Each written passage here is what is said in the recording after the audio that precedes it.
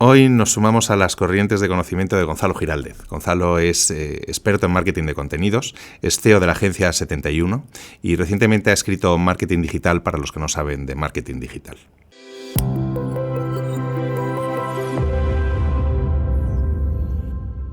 ¿Qué tal, Gonzalo? ¿Cómo estás? Hola, ¿qué tal? Buenos días. Muy bien. Bienvenido a Knowledge Waves. Muchísimas gracias, José, muy amable. Marketing digital, para los que no saben de marketing digital, surge durante la pandemia. Sí. ¿Por qué? ¿Cómo surge? ¿Cuál es el propósito del libro? Pues realmente el origen está en 2016. Ahí yo vi claro que había una necesidad en el mercado y es, al menos lo que yo había visto, la mayoría de los libros que hablaban de marketing digital eran para profesionales, eran para gente muy especialista y les enseñaba pues cómo hacer una campaña de inbound marketing o cómo hacer una campaña de paid media, que está muy bien si te quieres dedicar a eso. Sin embargo, yo no encontré un libro que explicara un poco ese entorno mínimo que yo creo que la gente debería saber para poder aprovechar a su favor las ventajas que le puede ofrecer el marketing digital en su negocio. Y ese fue el motivo. Lo que pasa es que luego llega la pandemia, nos encierran a todos en casa y claro, uno se queda como un poco bloqueado, ¿no? Y dentro de esa situación dije, bueno, creo que ahora es un buen momento, era como juntar el hambre con las ganas de comer y digo, ahora es el momento de escribirlo, ¿no? Y nada, pues con un poquito de paciencia fui dándole forma al libro.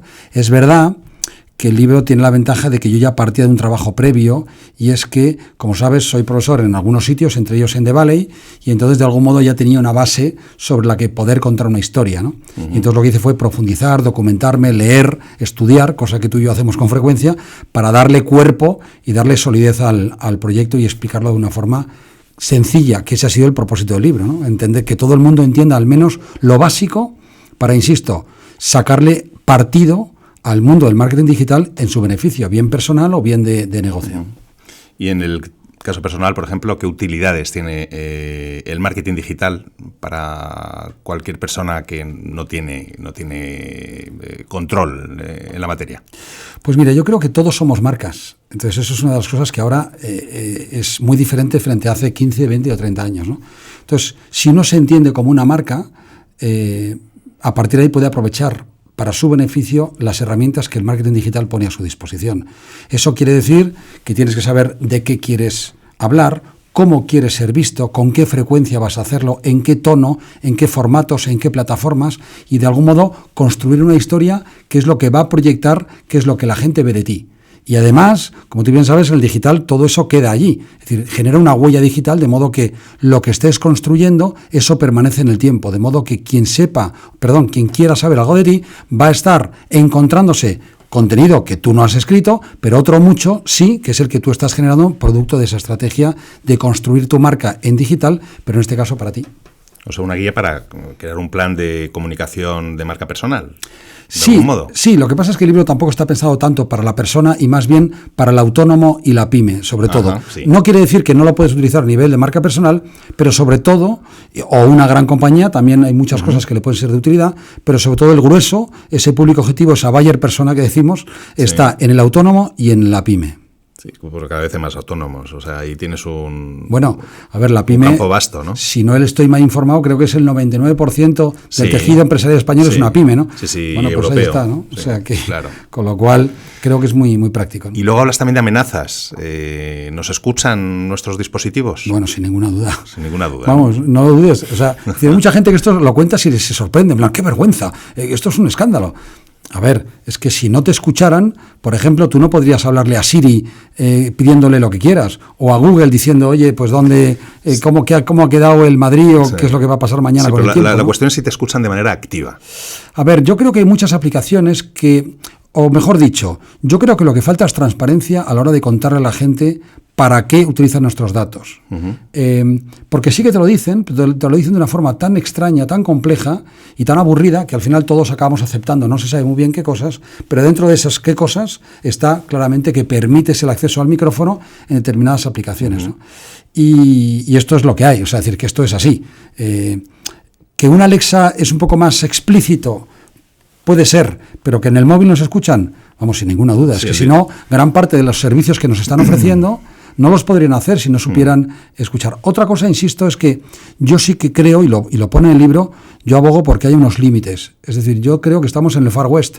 Ahora mismo todo vale, porque al final unas grandes compañías parece que nos imponen un criterio y nosotros, pobre animalito, ¿qué voy a hacer para defenderme de ese ataque, ¿no? Bueno, no usarlo, pero si quisiera usarlo, ¿me puedo defender de algún modo? Yo creo que poco. Entonces, bueno, a mí me gustaría, y de verdad que yo propugno y pongo esto en el libro, que es pongamos unas reglas de juego. Sí. Y yo creo que ahí, por ejemplo, en Europa sí que se está avanzando más ahí, y sin embargo en Estados Unidos, pues aquello parece como que todo vale, no pasa nada, no hay que poner puertas al campo, pero yo creo que de verdad hay una indefensión por parte del usuario frente a, desde mi punto de vista, mucho abuso en las políticas que están haciendo las grandes frente al usuario, ¿no? Claro, sí, Europa parece que está marcando el camino, también a Estados Unidos, que va a acabar yendo por esa línea, parece. Fíjate, yo tuve una experiencia hace poco con un amigo, hablábamos de una ruta por la costa este de Estados Unidos, por Cape Cod, tal.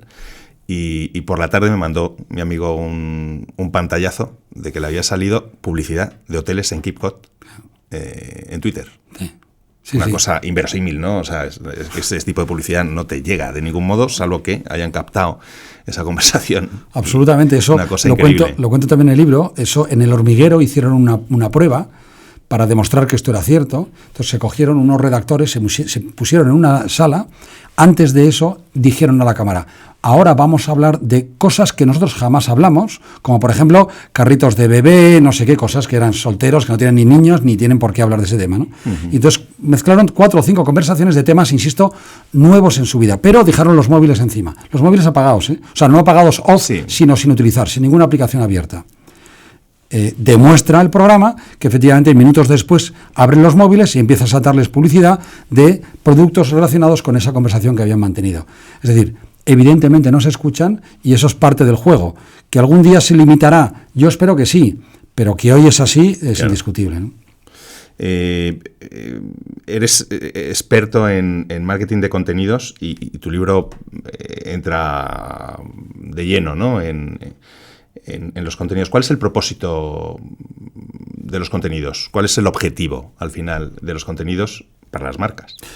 Pues mira, los contenidos para mí es, si me dijeras, ¿en qué se resume el libro? Te digo, ¿cuál es la palabra? Digo, la palabra son los contenidos. Porque la tecnología, todo el mundo tiene tecnología o puede utilizarla en su beneficio, con lo cual es un commodity. Lo que es realmente diferencial es qué cuentas tú a tu audiencia para seducirla, porque para eso se hace. Entonces, los contenidos, ¿qué son? Son esa personalidad que cada marca tiene, que se traslada en una propuesta de valor de cosas que tú le quieres contar a la gente para ser atractivo. Ese qué cosas le cuentas a la gente pueden ser o cosas de producto que no suelen ser atractivas porque la gente está harta de marketing promocional, y luego hay otra serie de contenidos que para mí son los que tienen realmente valor, que son aquellos que hace la marca para tratar de ayudar a su audiencia. Y esos son los que realmente yo creo que aportan valor. Es decir, ya no se trata tanto de que la marca hable de sí misma constantemente diciendo los productos que tiene o lo bien que hace las cosas o cuánto resultado ha dado o cuántos empleados tiene, sino es usted, audiencia, ¿qué necesita? Voy a ver cuáles son sus necesidades y cómo le puede ayudar. Si soy una institución bancaria, igual le puede ayudar a elegir una hipoteca, que no tiene que ser con mi banco, pero yo le estoy dando herramientas. Entonces, creo que los contenidos en general tienen que o inspirar, o educar o entretener. Son quizá las 3 cosas que sí o sí, hombre, lo ideal sería que tuvieran las 3 cosas, ¿no? Pero al menos tiene que tener y buscar ese propósito. Porque todo lo que no sea tratar de ayudarle a tu audiencia, en el fondo te conviertes en un spammer. Y el usuario, que hoy tiene el poder, porque tiene el móvil en su mano, va a ser el que te va a enjuiciar y va a valorar positiva o negativamente esos contenidos que estás haciendo. Con lo cual, sé listo y vete a buscar el beneficio de tu audiencia para que eso luego tenga una conversión ¿en qué? En tener una audiencia y tener una gente que te está escuchando. Hay una frase que yo utilizo mucho, que me gusta y que tiene que ver con esto, que es primero la relación y después la conversión. Es decir, no trates de vender nada al principio cuando eres un desconocido en mi vida. Trata de seducirme dándome cosas que me aporten valor, esos contenidos de los que hablamos, y en la medida en la que tú lo consigas, yo me iré acercando y empezaremos a mantener una relación. Una vez comenzada esa relación, puedes empezar a contarme cosas de tu producto y puede que yo esté en disposición de ser tu cliente, pero siempre después. Uh-huh. Y el nicho también es importante, ¿no?, para las marcas. Sí, claro. Ahí una de las cosas que permite el digital es la personalización. Es decir, esto del broadcasting de vendo para todo el mundo y el que me compre me parecerá bien, pues a ver, si estás vendiendo gafas de sol probablemente tengas un target muy amplio, pero en general las pymes lo que hacen es venden a nichos. ¿Qué ventaja tiene el digital? Que tú puedes encontrar de una forma bastante económica a ese tipo de público que se supone que está más afín a ser cliente tuyo. ¿Por qué? Pues porque lo hemos dicho antes, es que te escuchan, es que tu huella digital, tú estás dejando todos los días un rastro de quién eres, cuáles son tus gustos, aficiones, lo que no te gusta, lo que sí, con lo cual en ese sentido es muy fácil que tú hagas campañas segmentadas a un público en función de ese comportamiento, de esa huella digital que te está dejando a diario, ¿no? Y entre tanto contenido surgen también contenidos malintencionados, ¿no? La desinformación es un ejemplo. Sí, sin duda. Bueno, eso es tremendo. O sea, lo que está pasando a nivel, ya no te hablo a nivel de marcas, a nivel de sociedad es tremendo porque hay un problema hay mucha gente intentando intoxicar lo que para mí es básico en cualquier democracia, que es tener una información libre.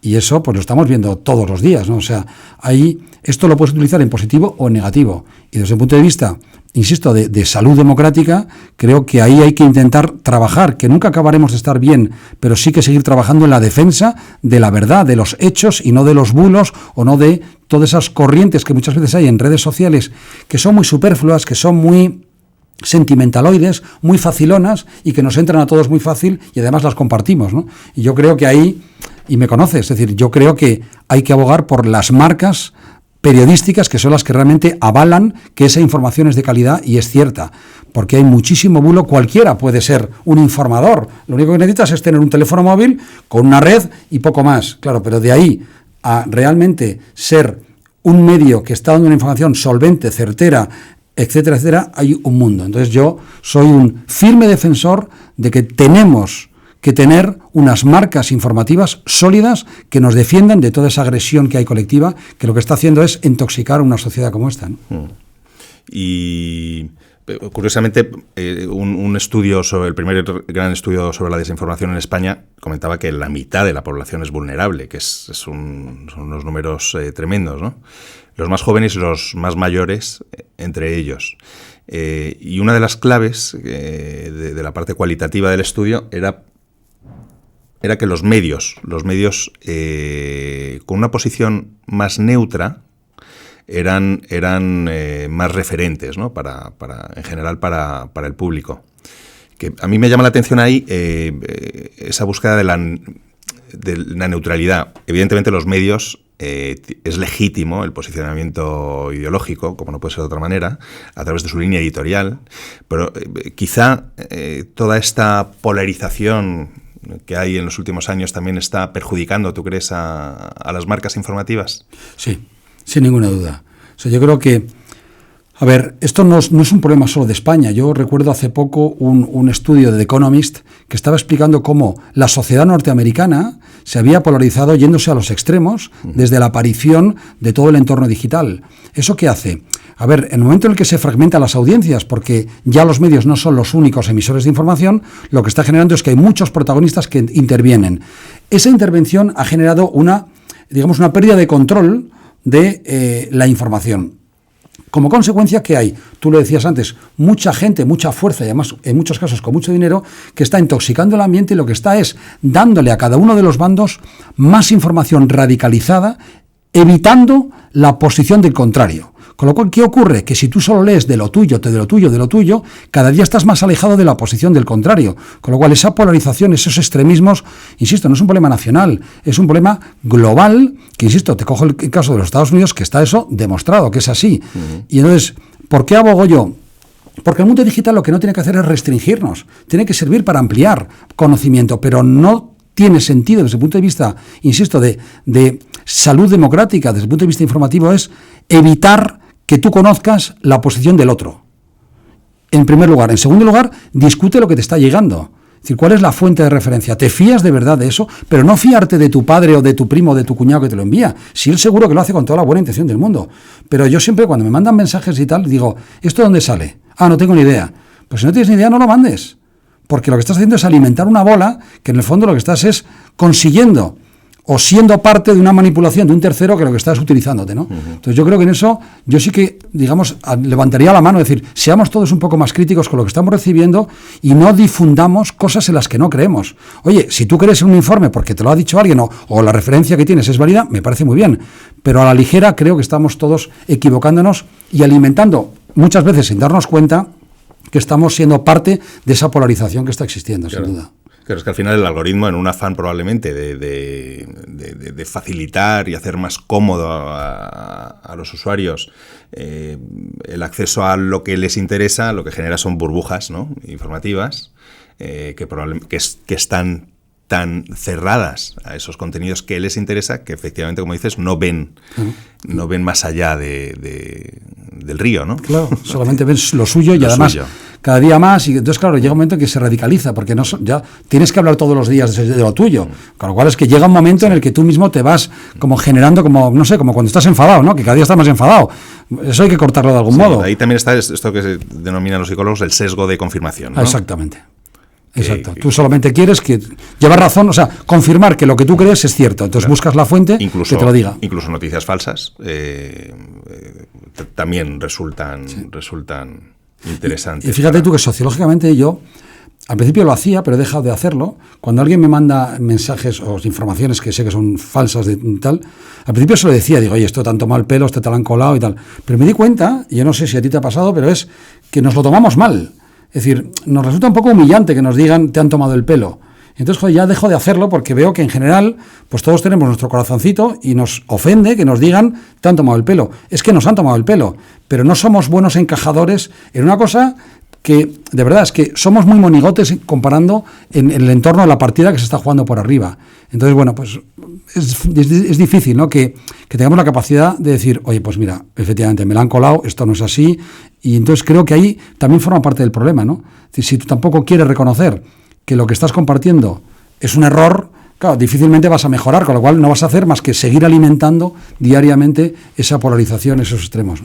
Sí.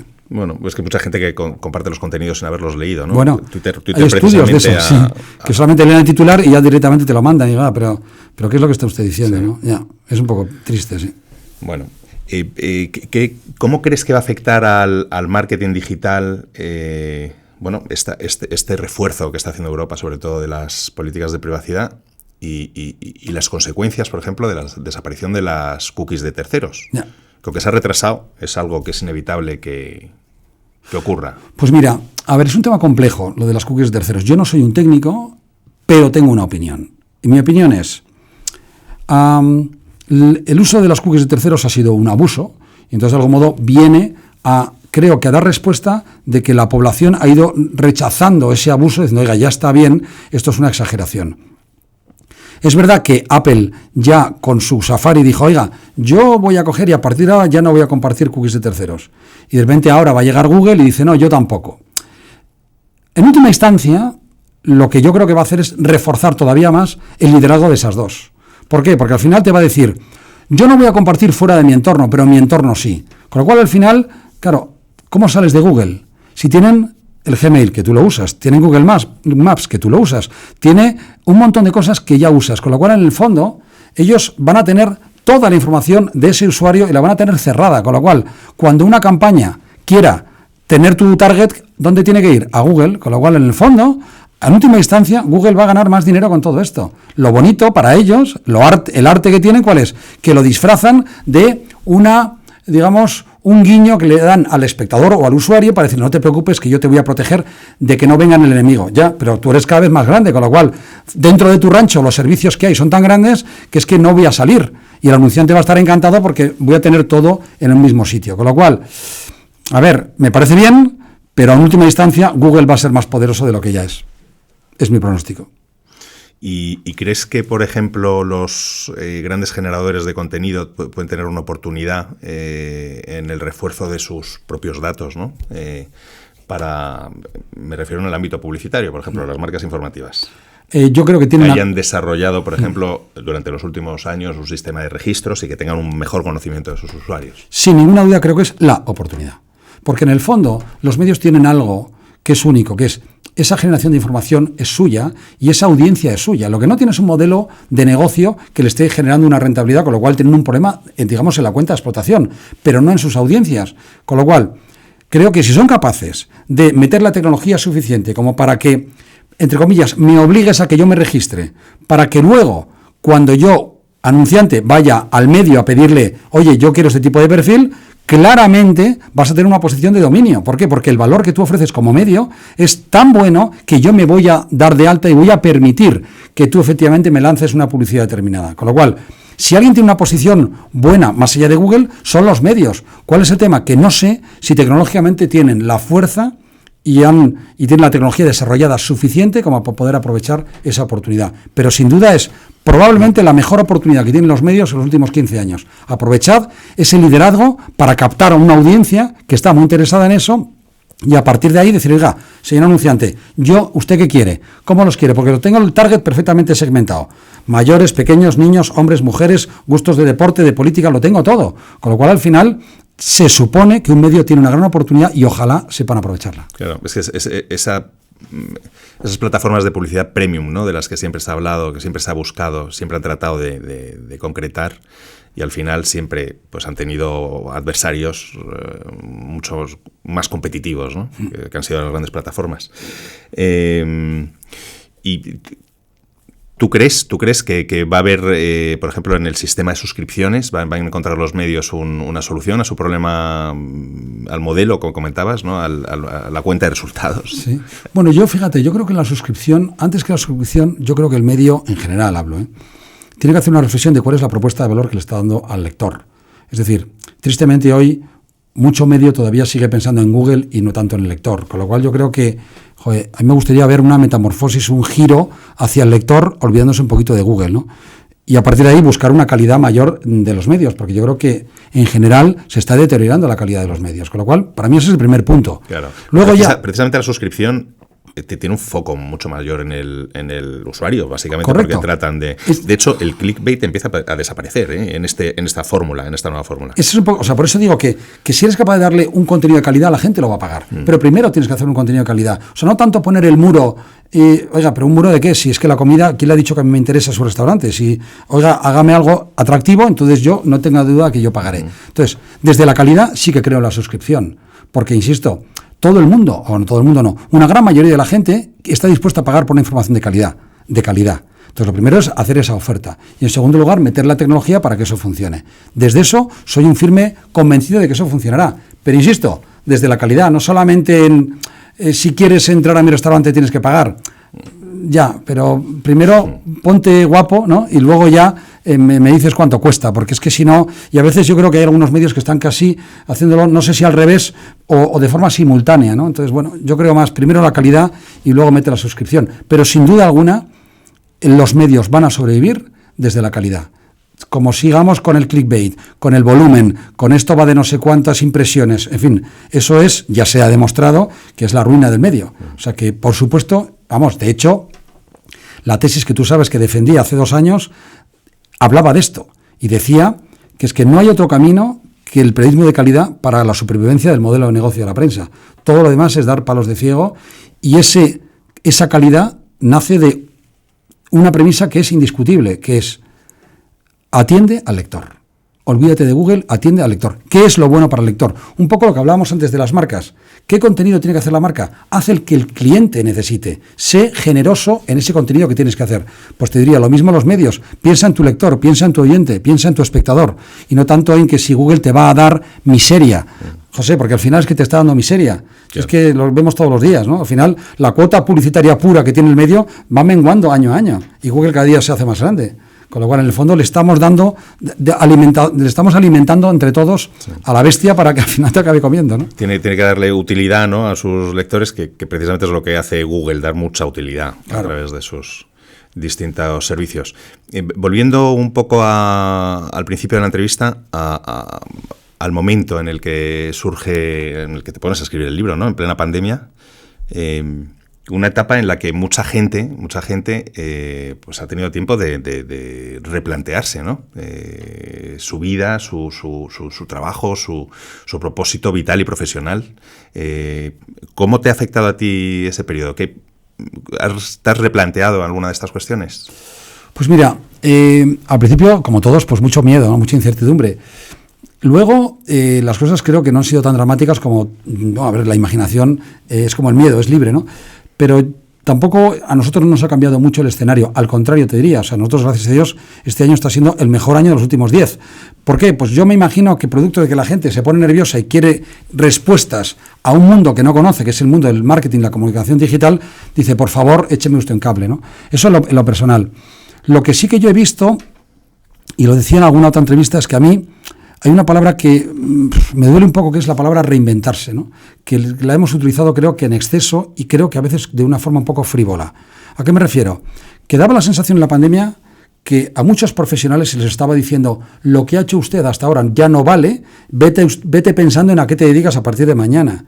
Y decía, oiga, pero un momento, ¿quién ha dicho que lo que este señor ha hecho hasta ahora no vale? Y segundo, ¿usted se cree que es tan fácil convertirse en un nuevo profesional de repente por arte de magia? Esos son muchos años de estudio, de trabajo, de mucha intensidad, de mucha experiencia, y de repente de la noche a la mañana usted no puede pretender que si yo soy A, mañana sea B. Entonces a mí eso, de verdad que me parecía un poco un uso bastante injusto, ¿no? Sin embargo, donde sí que creo que la pandemia ha podido ayudar, y es un poco por lo que yo abogo, es por incorporar una capa digital a tu negocio. Es decir, si eres fontanero, abogado, tienes una gestoría o una empresa de aluminio, incorpora una capa digital a lo que ya haces, de modo que permitas crecer en tu negocio a través de herramientas digitales. No sé si tu negocio, no sé cuál es, pero igual puedes construir o enviar una newsletter de contenido de calidad a tu base de clientes, los clientes actuales o los futuros. De modo que, oye, pues mira, está aportándome valor porque me da no sé, o temas financieros o tal.